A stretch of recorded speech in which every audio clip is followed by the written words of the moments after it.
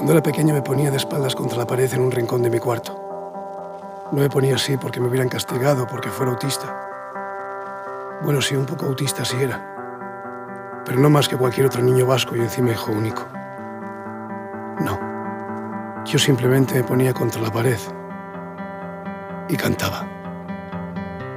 Unos cantan en el coche, otros cantan en el baño.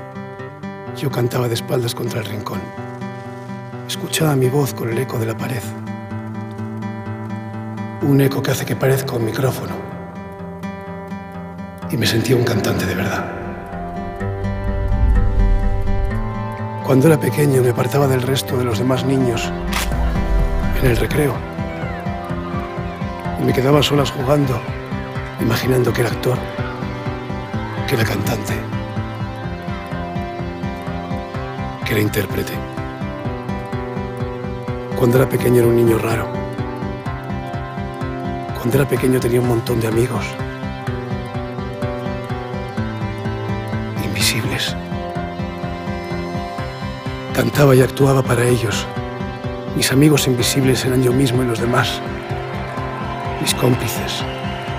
Mi público. Con ellos descubrí el maravilloso mundo de mi imaginación. Y a ellos les debo todo lo que soy. El actor. El cantante.